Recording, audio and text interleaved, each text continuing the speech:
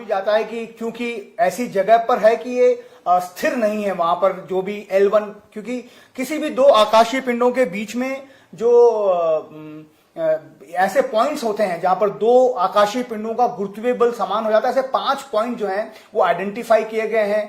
जैसा सर ने बताया कि हम जो कोशिश कर रहे हैं, हमारी जो चेष्टा वो L1 पॉइंट के आसपास 5 डिग्री इंक्लिनेशन पर इस आदित्य L1 सैटेलाइट को स्थापित करने की है, ताकि हम वहां पर उसको रोटेट करते हुए लगातार सूरज को देखते हुए उसकी स्टडी कर सकें।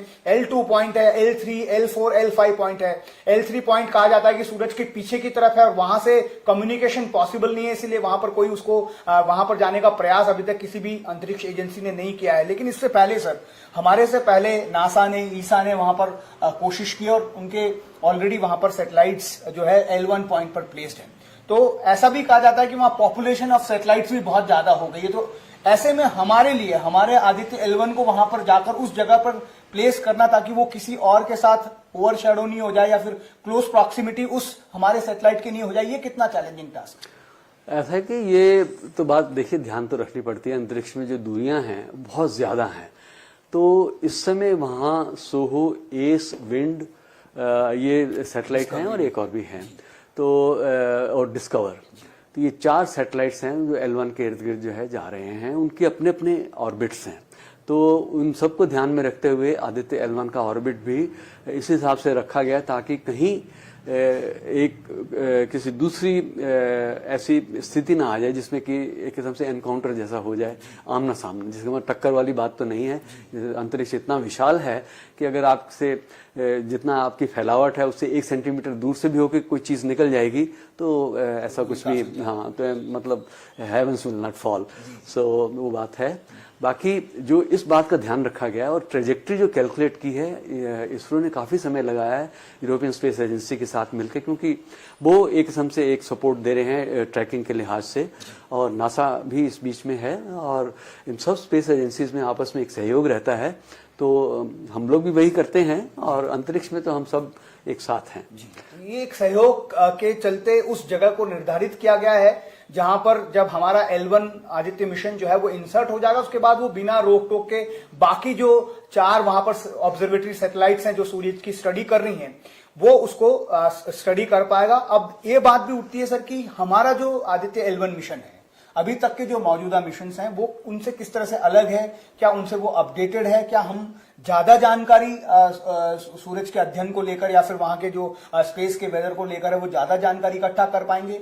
अगर हम तुलना करें बाकी जो मौजूदा वहां पर ऑलरेडी ऑब्जर्वेटरीज हैं तो उससे हम किस तरह से अलग हैं? अगर हम देखिए, ये 1994 से लेके अब तक 30 साल हो गए, है ना। 3 डिकेड्स में एक तो टेक्नोलॉजी बहुत एडवांस हो गई, और 1994 में पहले एक L1 पर एक सैटेलाइट गया, फिर 1995 में सोहो को रखा गया। सोहो का अपना मिशन जैसा करीब 2 साल का था, लेकिन वो चला है, अभी तक चल रहा है, और उसने जितनी जानकारी जुटाई है वो तो उससे तो क्या कहने। इसके बाद में फिर जो है दूसरे भी मिशंस आए हैं, हर एक का अपना अपना एक वो स्पेसिफिक जो है उद्देश्य रहा है। हमारा जो आदित्य L1 है ये एक किस्म से स्पेस ऑब्जर्वेटरी है, सूर्य का विभिन्न प्रकार से जो है अध्ययन करने के लिहाज से। तो ज्यादा वाइड स्पेक्ट्रम तो इन कई दूसरी ऑब्जर्वेटरीज में भी है, लेकिन आदित्य L1 की अब जो है एक किस्म से लेटेस्ट टेक्नोलॉजी है, तो वो एक एडवांटेज है। दूसरा जो है हमारा इसमें एक जो इंस्ट्रूमेंट, मुख्य इंस्ट्रूमेंट है वो VELC है, विजिबल लाइन एमिशन कोरोनाग्राफ। तो जो पहले के जो L1 पर जो मिशंस हैं, अगर वो कोरोना को देखते हैं तो इनर कोरोना तक नहीं जा पा रहे हैं। वो जैसे कि हम 1.1 आर सन कहते हैं, जिसको कि सूर्य की सतह से करीब 10% तक भीतर तक हम जा सक रहे हैं। यहाँ हम 5% भीतर तक जाएंगे, जो कि अपने आप में एक बड़ी क्रूशियल वो एरिया है जिसके अंदर से हम अपना अध्ययन कर सकेंगे। कोरोना के अध्ययन की यहाँ बात करें, सरल शब्दों में पहले सर से ये समझ लेते हैं कि सर कोरोना होता क्या है। जो लोग इस बारे में ज्यादा जानकारी नहीं रखते हैं, जो साइंस को बहुत ज्यादा फॉलो नहीं कर सकते हैं, वो भी बड़े इंटरेस्टेड हैं कि भारत ऐसा क्या करने जा रहा है।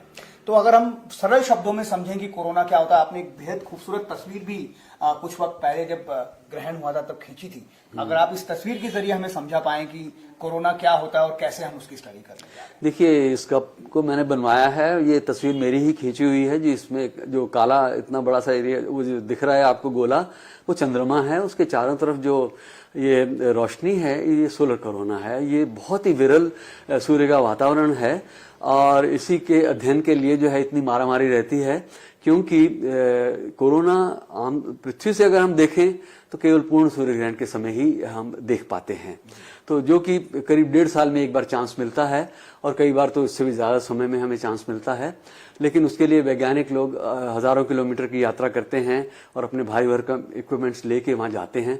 मेरे पास तो एक कैमरा था जिससे मैंने ये तस्वीर खींची। ये तस्वीर बहुत ज्यादा जो दिख रही है चंद्रमा के आसपास, ये सूर्य का कोरोना है और ये बहुत ही विरल वातावरण है। जैसे कि आप ये समझिए कि जो पृथ्वी का वातावरण है उसके मुकाबले 10,000 अरब गुना क्षीण है ये। तो 10,000 अरब छोटी मोटी संख्या नहीं है, बहुत बड़ी संख्या है। लेकिन जब हम पृथ्वी से इसको देखते हैं तो हमको ये दिखता है। यदि हम वहां मौजूद हो तो हमें पता भी नहीं चलेगा हम कहाँ हैं, हमको लगेगा कि हम वैक्यूम में हैं। तो वो बात है। और ये अति तप्त है, यानी सूर्य का गोला तो आप हमेशा आप देखते हैं सूर्योदय के बाद में, लेकिन उसको देर तक आप नहीं देख सकते हैं, देखना भी नहीं चाहिए। मगर सूर्य की रोशनी इतनी तेज है, वो जो विजिबल सरफेस है उसको हम फोटोस्फीयर कहते हैं, और उसका जो तापमान है वो करीब 5700 डिग्री सेंटीग्रेड है।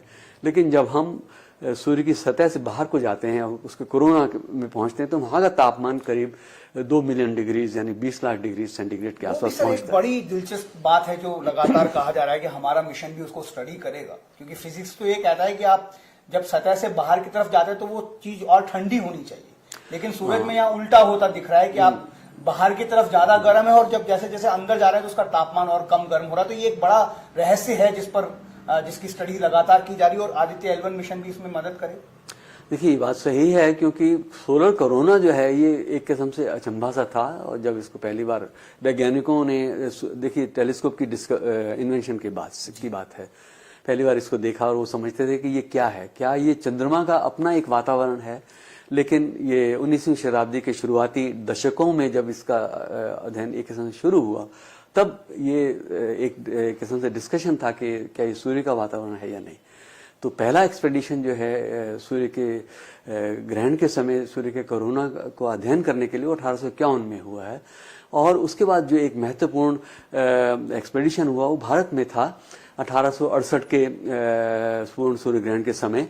और देश विदेश के वैज्ञानिक जो हैं वो इसके अध्ययन के लिए लगे थे। और उसके बाद से तो एक किस्म परिपाटी चली है कि सूर्य एक्सपेडिशंस रहे हैं, लेकिन अंतरिक्ष से सूर्य के कोरोना का अध्ययन के लिहाज से सोहो और ये जो दूसरे L1 पर जितने भी ये सैटेलाइट्स पहुंचाए गए हैं तो उनके जरिए हुआ है, या अंतरिक्ष में कोई भी सैटेलाइट या कुछ वेधशालाओं में जो है पहाड़ियों पर ही, ऊंची पहाड़ियों पर ही कोरोनाग्राफ रखे गए और उनके जरिए भी कोरोना का अध्ययन किया गया। वो पूर्ण सूर्य ग्रहण के समय से बाहर का जो है वो समय है, लेकिन वो बात नहीं बनती है जो पूर्ण सूर्य ग्रहण के समय बनती है।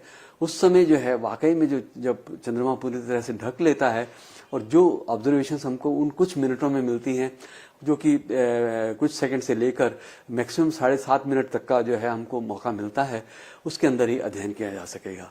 अब सबसे ज्यादा अवधि का जो पूर्ण सूर्य ग्रहण अब आगे मिलने वाला है लगभग 7.5 मिनट का, वो 2186 सन में मिलने वाला है। तो वो तो सर, आप इतनी दिलचस्प बातें बता रहे हैं कि जो लाइव दर्शक हमारे साथ जुड़े हैं इंडिया टीवी के, उनके कुछ सवाल भी हैं, बहुत आसान शब्दों में आपसे समझने की कोशिश करते हैं। विशाल उपाध्याय हैं, वो ये पूछ रहे हैं कि is this ISRO's first attempt to study the sun? क्या ये इसरो का पहला मिशन है जो हम सूरज की स्टडी करने जा रहे हैं? क्योंकि इसमें एक चीज ये भी जोड़ दें साथ में कि हमारे पास धरती में बहुत सारी ऐसी ऑब्जर्वेटरीज हैं जिसका हिस्सा आप भी रहे हैं सर, जो खगोलीय पिंडों की वहां पर जो होता है घटनाएं उसको स्टडी कर रहे हैं। लेकिन पहली बार शायद हम ऐसा करने जा रहे हैं कि हम स्पेस से, ताकि बिना किसी बाधा, बिना किसी रुकावट के हम सूरज को स्टडी कर सके। तो ये इसरो की पहली कोशिश है, हमारे वैज्ञानिकों की पहली कोशिश है सूरज को पढ़ने की। हाँ, बिल्कुल सही बात है। ये देखिए, सन की स्टडी के लिए जो स्पेस ऑब्जर्वेटरी है ये पहली बार वहाँ भेजी जा रही है। इसके अलावा इससे पहले एक जो मल्टीपल वेवलेंथ ऑब्जर्वेटरी थी वो एस्ट्रोसैट था, 2015 में उसको अंतरिक्ष में लो अर्थ ऑर्बिट में रखा गया था। वो अभी भी काम कर रहा है और बहुत अच्छा काम किया उसने। तो उम्मीद करते हैं कि आदित्य L1 जो कि हिंदुस्तान की पहली सोलर स्पेस ऑब्जर्वेटरी है, ये भी अच्छा काम करेगी, क्योंकि सारे इंस्ट्रूमेंट्स इसके टेस्ट हो चुके हैं। इसकी यात्रा के दौरान, जो 4 महीने की यात्रा है, इस बीच में ऑलरेडी इंस्ट्रूमेंट्स ने काम करना शुरू कर दिया है और कुछ कुछ रिजल्ट सामने भेजे हैं। यहाँ तक खूबसूरत तस्वीरें भी सामने आई सर, एक सेल्फी भी सामने आई, वीडियो दिखाया गया कि कैसे एक एपरेटस जो है खुलकर अपना काम करता है। बिल्कुल उसके साथ। तो ये अंतरिक्ष में ये सब चीज का काम करना, जो कि हम यहाँ से जो कंट्रोल्स रहते हैं, उसके हम जो कमेंट्स देते हैं उसके अनुसार अगर आपका इंस्ट्रूमेंट इतनी दूर जाने के बाद भी रिस्पॉन्ड कर रहा है, तो ये एक बहुत ही महत्वपूर्ण उपलब्धि अपने आप में है। देखिए, इसरो का ये सैटेलाइट को L1 तक पहुंचाना, उसको इस ऑर्बिट में डालना, ये अपने आप में अनप्रेसिडेंटेड है। इसरो के लिए पहली बार इसरो ये काम किया है। लो अर्थ ऑर्बिट में हम गए और जियो स्टेशनरी ऑर्बिट्स में हम गए, चंद्रमा के इर्द गिर्द जाके उसके ऊपर भी जा पहुंचे हैं और उसकी जमीन पे हमने कदम रख लिया। मंगल ग्रह के फेरे हमने डाल लिए हैं।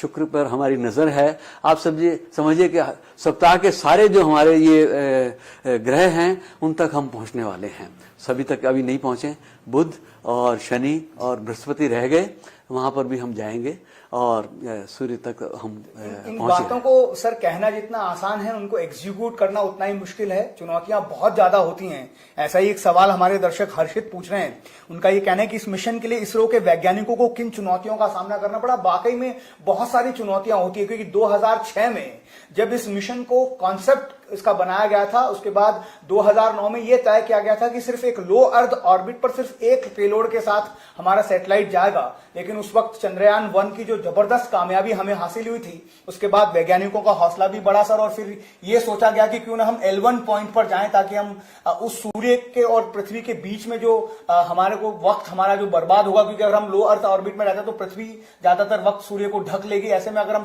पृथ्वी से आगे निकल जाते हैं और सूर्य की और पृथ्वी की लाइन के बीच में जाके इसको ऑब्जर्व करते हैं, तो हमको और बेहतर रिजल्ट मिलेंगे। ऐसे ये पूरा कॉन्सेप्ट रेडी हुआ। उसके बाद एक सवाल इससे साथ ही कि बहुत चुनौतियों का भी सामना करना पड़ा होगा वैज्ञानिकों को, जब पिछले 5-6 सालों में इसको पूरी तरह से डिजाइन किया होगा। इस पर देखिए, एक बात कही जाती है, स्पेस इज हॉस्टाइल, वो क्षमाशील नहीं है अंतरिक्ष। तो आपके जो मिलियन जो आपने एहतियात बरती हैं, आपने सारे देखभाल लिया, सब कुछ ठोक बजा के देख लिया, वो एक छोटी सी गलती जो है वो सब काम खराब कर देती है ना। हम चंद्रयान 2 के समय जब हम किसी एक वजह से जो है ठीक से हम नहीं उतर पाए थे, चंद्रयान 3 के समय में हम पूरी तरह से उतर गए। आप समझिए कि जैसे हवाई जहाज के लिए कहा जाता है कि when 1 million things work then a plane flies, कि आप तब आप सुरक्षित होके हवाई जहाज पे चढ़ के जो अपने गंतव्य स्थल पर आराम से पहुंच जाते हैं, उस समय कितनी सारी चीजें काम कर रही होती हैं। यहाँ पर आप कितनी गुना ज्यादा है चीजें जो काम करने वाली हैं, अब आप सोच सकते हैं। तो वो एक बात है। तो अंतरिक्ष में आप कहीं भी एक छोटी सी चूक भी जो है वो जो है सब मिशन फेल कर देगी।